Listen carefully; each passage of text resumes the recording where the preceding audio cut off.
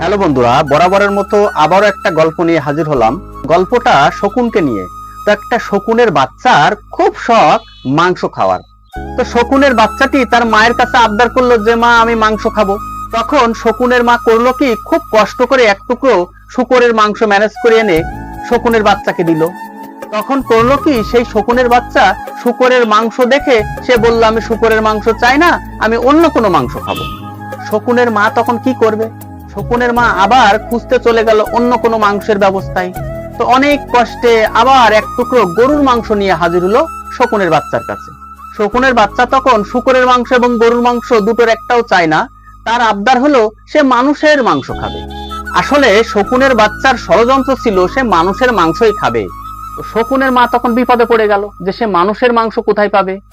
শূকরের মাংস এবং গরুর মাংস ম্যানেজ করতেই সে হিমশিম খেয়ে গেছে। এবার মানুষের মাংস সে তো কল্পনার অতীত, এবার কিভাবে ম্যানেজ করবে?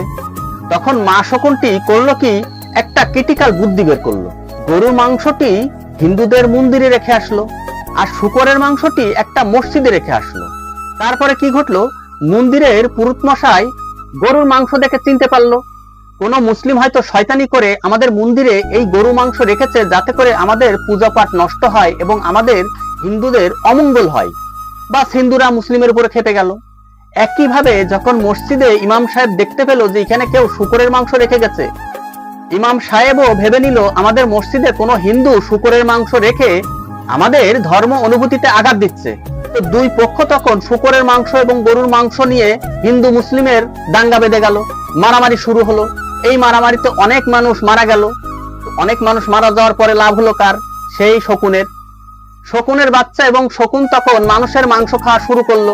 তো বন্ধুরা, এই গল্পের মাধ্যমে আমি আপনাদের যেটা বোঝাতে চেয়েছি সেটা হচ্ছে, শকুন কিন্তু শকুনের লাভের জন্য, মাংস খাওয়ার জন্য এই মানুষদের দাঙ্গা বাঁধিয়ে দিয়েছে। তো গল্পের বাদবাকিটা আপনারা বুঝে নেবেন এবং কমেন্টে জানিয়ে দিবেন। ধন্যবাদ সবাইকে, ভালো থাকবেন।